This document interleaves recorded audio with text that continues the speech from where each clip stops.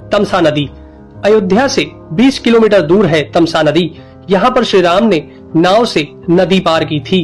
श्रृंगवेरपुर तीर्थ। प्रयागराज से 20 से 22 किलोमीटर दूर श्री राम श्रृंगवेरपुर पहुँचे, जो निषादराज गुह का राज्य था। यहीं पर गंगा के तट पर उन्होंने केवट से गंगा पार करने को कहा था। श्रृंगवेरपुर को वर्तमान में सिंगरौर कहा जाता है। कुरई गांव। सिंगरौर में गंगा पार कर भगवान श्री राम कुरई में रुके थे। प्रयाग। कुरई से आगे चलकर श्री राम अपने भाई लक्ष्मण और पत्नी सहित प्रयाग पहुँचे थे। कुछ साल पहले तक प्रयाग को इलाहाबाद कहा जाता था। चित्रकूट। प्रभु श्री राम ने प्रयाग संगम के समीप यमुना नदी को पार किया और फिर पहुंच गए चित्रकूट। चित्रकूट वह स्थान है जहां श्री राम को मनाने के लिए भरत अपनी सेना के साथ पहुंचे थे, क्योंकि राजा दशरथ का देहांत हो चुका था। भरत ने यहां से श्री राम की चरण पादुका ले जाकर उनकी चरण पादुका रखकर राज्य किया था। सतना। चित्रकूट के पास ही सतना यानी मध्य प्रदेश में स्थित अत्रि ऋषि का आश्रम था। हालांकि पत्नी अनुसुईया के साथ महर्षि अत्रि चित्रकूट के तपोवन में रहा करते थे, लेकिन सतना में रामवन नामक स्थान पर भी श्री राम रुके थे, जहां ऋषि अत्रि का एक और आश्रम था। दंडकारण्य। चित्रकूट से निकलकर श्री राम घने वन में पहुंच गए। असल में यही था उनका वनवास। इस वन को उस काल में दंडकारण्य कहा जाता था। मध्य प्रदेश, छत्तीसगढ़ और महाराष्ट्र के कुछ क्षेत्रों को मिलाकर दंडकारण्य था। दंडकारण्य में छत्तीसगढ़, उड़ीसा, तेलंगाना एवं आंध्र प्रदेश राज्यों के अधिकतर हिस्से शामिल थे। दरअसल उड़ीसा की महानदी के इस पास से गोदावरी तक दंडकारण्य का क्षेत्र फैला हुआ था। इसी दंडकारण्य का ही हिस्सा है तेलंगाना का एक शहर भद्राचलम। गोदावरी नदी के तट पर बसा यह शहर सीता रामचंद्र मंदिर के लिए प्रसिद्ध है। यह मंदिर भद्रगिरी पर्वत पर है। श्री राम ने अपने वनवास के दौरान कुछ दिन इस भद्रगिरी पर्वत पर ही बिताए थे। स्थानीय मान्यता के मुताबिक दंडकारण्य के आकाश में ही रावण और जटायु का युद्ध हुआ था और जटायु के कुछ अंग दंडकारण्य में आकर गिरे थे। दुनिया भर में सिर्फ यहीं पर जटायु का एकमात्र मंदिर है। दंडकारण्य वन अब सिमटकर वर्तमान में भारत के छत्तीसगढ़ राज्य में ही रह गया है। पंचवटी, नासिक। दंडकारण्य में मुनियों के आश्रमों में रहने के बाद श्री राम अगस्त्य मुनि के आश्रम गए। यह आश्रम नासिक के पंचवटी क्षेत्र में है, जो गोदावरी नदी के किनारे बसा है। यहीं पर लक्ष्मण ने सूर्पनखा की नाक काटी थी। श्री राम ने खरवादूषण के साथ युद्ध किया था। गिद्धराज जटायु से श्री राम की मैत्री भी यहीं हुई थी। वाल्मीकि रामायण अरण्य कांड में पंचवटी का मनोहर वर्णन मिलता है। सर्वतीर्थ। नासिक क्षेत्र में ही सूर्पनखा की नाक कटी तथा मारीच और खरवादूषण के वध के बाद ही रावण ने सीता का हरण किया और जटायु का भी वध किया था, जिसकी स्मृति नासिक से 56 किलोमीटर दूर ताकेड़ गांव में सर्वतीर्थ नामक स्थान पर आज भी संरक्षित है। जटायु की मृत्यु सर्वतीर्थ नाम के स्थान पर हुई, जो नासिक जिले से इगतपुरी तहसील के ताकेड़ गांव में मौजूद है। इस स्थान को सर्वतीर्थ इसलिए कहा गया क्योंकि यहीं पर मरणासन्न जटायु ने सीता माता के बारे में बताया। राम जी ने यहाँ जटायु का अंतिम संस्कार करके पिता और जटायु का श्राद्ध तर्पण किया था। पर्णशाला। पर्णशाला तेलंगाना के खम्माम जिले के भद्राचलम में स्थित है। यह रामालय से लगभग 1 घंटे की दूरी पर स्थित है। पर्णशाला को पंचशाला या पंचशाला भी कहते हैं। पर्णशाला गोदावरी नदी के तट पर स्थित है।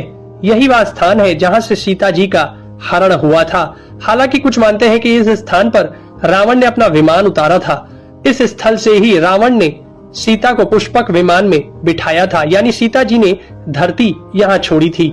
इसी से वास्तविक हरण का स्थल यह माना जाता है। यहाँ पर राम सीता का प्राचीन मंदिर है। तुंगभद्रा। सर्वतीर्थ और पर्णशाला के बाद श्री राम लक्ष्मण सीता जी की खोज में तुंगभद्रा तथा कावेरी नदियों के क्षेत्र में पहुंच गए। तुंगभद्रा एवं कावेरी नदी क्षेत्रों के अनेक स्थलों पर वे सीता जी की खोज में गए। शबरी का आश्रम। श्री राम और लक्ष्मण सीता की खोज में तुंगभद्रा और कावेरी नदी को पार करते हुए चल दिए। जटायु और कबंध से मिलने के पश्चात वे ऋषिमुख पर्वत पहुंचे। रास्ते में वे पंपा नदी के पास शबरी आश्रम भी गए, जो आज केरल में स्थित है।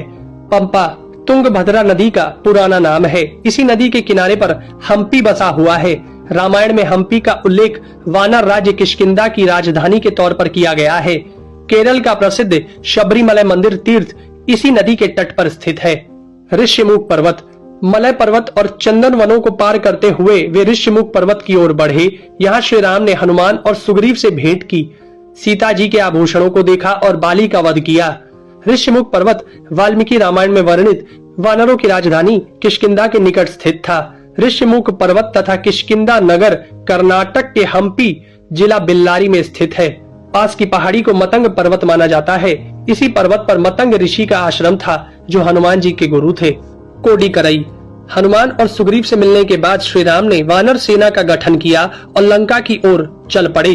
तमिलनाडु की एक लंबी तट रेखा जो लगभग 1000 किलोमीटर तक विस्तारित है, कोडिकरई समुद्र तट वेलांकनी के दक्षिण में स्थित है, जो पूर्व में बंगाल की खाड़ी और दक्षिण में पाल्क स्ट्रेट से घिरा हुआ है।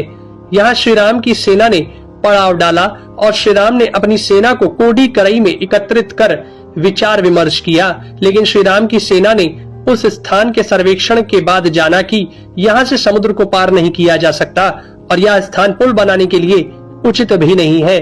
तब श्री राम की सेना ने रामेश्वरम की ओर कूच किया। रामेश्वरम समुद्र तट एक शांत समुद्र तट है और यहाँ का छिछला पानी तैरने और सन बाथिंग के लिए आदर्श है।